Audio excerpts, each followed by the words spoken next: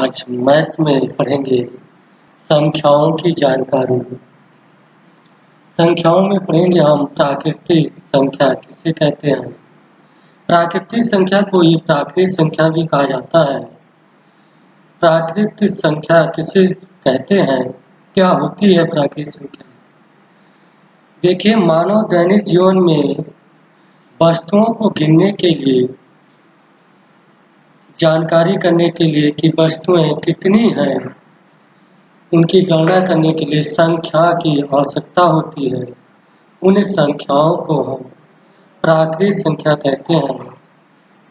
अर्थात प्राकृतिक संख्याएं ऐसी संख्या होती हैं जिनसे हम वस्तुओं की गणना करते हैं, उसे प्राकृतिक संख्या कहते हैं। प्राकृतिक संख्या को n से प्रदर्शित किया जाता है। कैपिटल N से प्रदर्शित करते हैं। n equal 1, 2, 3, 4, 5 dash dash. अर्थात जहाँ तक हम गणना कर सकते हैं, जहाँ तक गिन सकते हैं, वहाँ तक हमारी प्राकृतिक संख्या होगी। कभी कभी इसे प्राकृतिक संख्या में लिखा जाता है n इक्वल 1, 2, 3, 4 डैश डैश अनंत। लेकिन वास्तव में अगर देखा जाए तो अनंत संख्या को हम कभी प्राप्त नहीं कर पाते हैं। इसलिए कुछ किताबों में अनंत तो लिख दिया जाता है, लेकिन कुछ किताबों में सिर्फ डैश डैश करके छोड़ दिया जाता है। वास्तव में देखा जाए तो अनंत नहीं होना चाहिए, क्योंकि अनंत को कभी हम ना तो गिन सकते हैं, ना प्राप्त ही कर सकते हैं। इसलिए जो प्राकृतिक संख्या हुई है इक्वल 1, 2, 3, 4, 5 डैश डैश, अर्थात जहाँ तक हम गणना कर सकते हैं, गिन सकते हैं, काउंट कर सकते हैं वस्तुओं की, वो हमारी क्या होती है, प्राकृतिक संख्या होती है। सबसे छोटी और प्रथम प्राकृतिक संख्या की बात करें तो 1 होती है, क्योंकि वस्तुओं की गणना हम 1 से शुरू करते हैं और 0 जो होती है वो प्राकृतिक संख्या नहीं होती है। ये भी नोट करिएगा पॉइंट कि 0 प्राकृतिक संख्या नहीं होती है। कारण उसका ये है कि 0 से हम किसी वस्तु की गणना नहीं करते हैं। मान लीजिए हमारे पास यदि 5 पेन हो तो कभी हम ये नहीं कहेंगे कि ये हमारी 0 वाली पेन है, फिर दूसरी ये 1 है, ये 2 है, ये 3 है, ये 4 है। 5 पेन होंगे तो सिर्फ हम 4 तक ही गणना कर पाएंगे यदि 0 को सम्मिलित करें तो। लेकिन 0 कभी भी कोई भी वस्तु या कोई भी वस्तु खरीदते हैं या बेचते हैं या गणना की जाए या गिनती की जाए तो कभी भी 0 से गणना नहीं होती है। इसलिए 0 प्राकृतिक संख्या नहीं होती है। सबसे छोटी या फिर कहा जाए प्रथम प्राकृतिक संख्या 1 होती है। अगली जो संख्या है वह है पूर्ण संख्याएं। ऐसी प्राकृतिक संख्याओं के, सभी प्राकृतिक संख्याओं के साथ साथ जितनी भी हमारे पास प्राकृतिक संख्याएं हैं, यदि हम उनके साथ 0 को सम्मिलित कर दें, अर्थात प्राकृतिक संख्याओं में 0 को मिला दिया जाए, तो वह संख्या पूर्ण संख्या कहलाती है। तो पूर्ण संख्या किसे कहते हैं? सभी प्राकृतिक संख्याओं के समूह जिनमें 0 को सम्मिलित कर दिया जाए, उसे हम पूर्ण संख्या बोलेंगे। पूर्ण संख्या को हम W से प्रदर्शित करते हैं और W बराबर होगा 0, 1, 2, 3, 4, 5 डैश डैश। अर्थात हम कह सकते हैं सबसे छोटी जो प्रथम पूर्ण संख्या जो होगी वो 0 होगी, क्योंकि पूर्ण संख्या प्राकृतिक संख्या में 0 को सम्मिलित करने पर ही प्राप्त होती है और 0 सबसे छोटी संख्या होती है। इसलिए सबसे छोटी और प्रथम पूर्ण संख्या 0 है। नेक्स्ट संख्या है पूर्णांक संख्याएं। पूर्णांक संख्याएं किसे कहते हैं? सभी प्राकृतिक संख्याओं के धनात्मक एवं ऋणात्मक के साथ साथ यदि हम 0 को सम्मिलित कर लें तो उसे हम पूर्णांक कहते हैं। अर्थात कहा जाए जितनी भी हमारे पास प्राकृतिक संख्याएं होती हैं उनको धनात्मक रूप में और ऋणात्मक रूप में दोनों रूप में लिखा जाए और उसके साथ साथ शून्य को भी सम्मिलित कर दिया जाए तो उसे हम पूर्णांक कहेंगे। और इसे हम आई से प्रदर्शित करते हैं। आई बराबर डैश डैश -4 -3 -2 -1 0 1 2 3 4 यहाँ तक देखा जाए -1 -2 -3 -4 डैश डैश ये क्या है?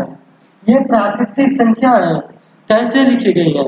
प्राकृतिक संख्याओं को ऋणात्मक रूप में लिखा गया है। ये हो गया प्राकृतिक संख्याओं को ऋणात्मक रूप में लिखना। आगे देखा जाए 1 2 3 4 डैश डैश ये क्या है? प्राकृतिक संख्याएं हैं। किस रूप में है? धनात्मक रूप में है। तो कहने का तात्पर्य हुआ प्राकृतिक संख्याओं को ऋणात्मक रूप तथा प्राकृतिक संख्याओं को धनात्मक रूप साथ साथ शून्य को भी सम्मिलित किया गया तो कैसी संख्याएं कहलाई? पूर्णांक कहलाई। फिर पूर्णांक के प्रकार, पूर्णांक भी हमारे दो प्रकार के होते हैं। कौन कौन? धनात्मक पूर्णांक और ऋणात्मक पूर्णांक। धनात्मक पूर्णांक किसे कहते हैं? सभी प्राकृतिक संख्याओं को धनात्मक रूप में व्यक्त करना ही धनात्मक पूर्णांक कहलाता है। अर्थात जितनी भी हमारी प्राकृतिक संख्याएं हैं यदि हम उसे धनात्मक रूप में लिख दें तो क्या कहलाएगा? धनात्मक पूर्णांक कहलाएगा। इसे हम i प्लस से प्रदर्शित करते हैं, लिखते हैं i plus equal +1 +2 +3 +4 plus dash dash. अर्थात जहां तक हम काउंट कर सकते हैं, गणना कर सकते हैं, सभी को धनात्मक रूप में लिखा जाए प्राकृतिक संख्याओं को तो कैसी संख्याएं कहलाती हैं? धनात्मक पूर्णांक। दूसरा प्रकार में ऋणात्मक पूर्णांक। क्या होता है ऋणात्मक पूर्णांक? सभी प्राकृतिक संख्याओं को ऋणात्मक रूप में व्यक्त करना कि क्या कहलाता है? ऋणात्मक पूर्णांक। इसे i माइनस से प्रदर्शित किया जाता है। अर्थात जितनी भी हमारे पास प्राकृतिक संख्याएं होती हैं उनको हम ऋण चिन्ह के साथ अर्थात ऋणात्मक रूप में व्यक्त कर दें तो कैसी संख्याएं कहलाएंगी? ऋणात्मक पूर्णांक। अर्थात i माइनस पूर्णांक -1 -2 -3 -4 डैश डैश।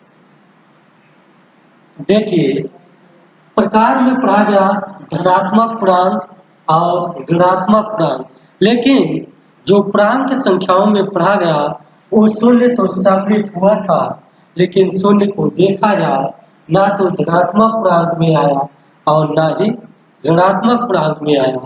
तो यहाँ से एक तथ्य निकल के आता है, शून्य ना तो धनात्मक पूर्णांक है और ना ही ऋणात्मक पूर्णांक है।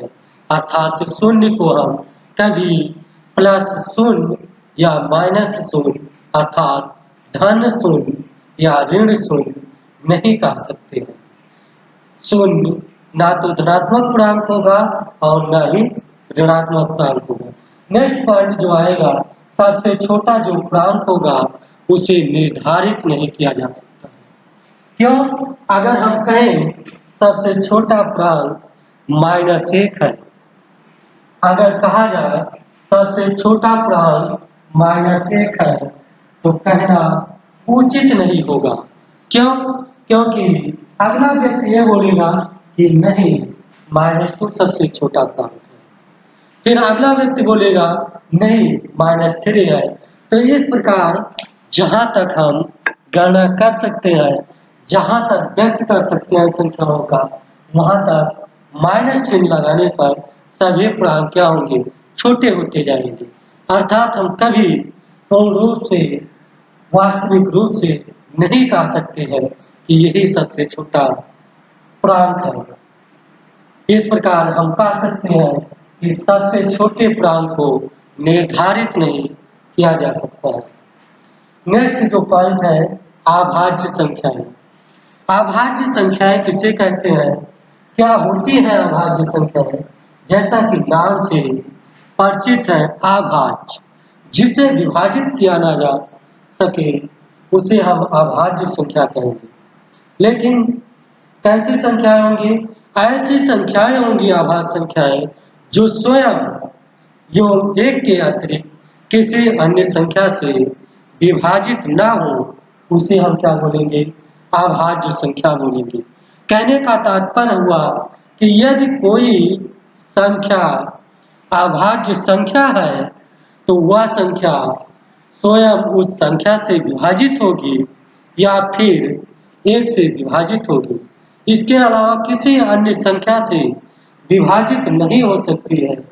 उस संख्या को हम क्या बोलेंगे? अभाज्य संख्या। जैसे 2, 3, 5, 7, 11 डैश डैश। देखिए, दो जो संख्या है वह सिर्फ 2 से विभाजित होगी या फिर 1 से विभाजित होगी। 3 संख्या या तो 3 से विभाजित होगी या फिर 1 से विभाजित होगी। 5, 7, 11 डैश डैश। इसी प्रकार सभी संख्याएं या तो स्वयं अपने से विभाजित हो रही है या फिर 1 से विभाजित हो रही है। इसके अलावा किसी संख्या से विभाजित नहीं हो रही है। ऐसी संख्याओं को हम अभाज्य संख्या कहते हैं। देखिए, अभाज्य संख्या 1 से नहीं शुरू हो रहा, 2 से शुरू हो रहा।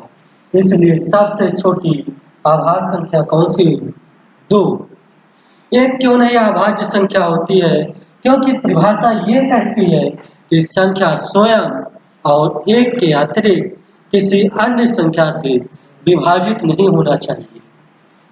अगर 1 को हम मान लें तो 1 तो स्वयं भी संख्या हो जाएगी और 1 से विभाजित होने का भी रूल है, तो दोनों 1 हो जाते हैं। इसलिए 1 को काउंट नहीं किया जाता। संख्याएं कहाँ से शुरू होती हैं? 2 से। 2, 3, 5, 7, 11, 13 डैश डैश। तो सबसे छोटी अभाज्य संख्या जो होती है वो क्या होती है? 2 होती है।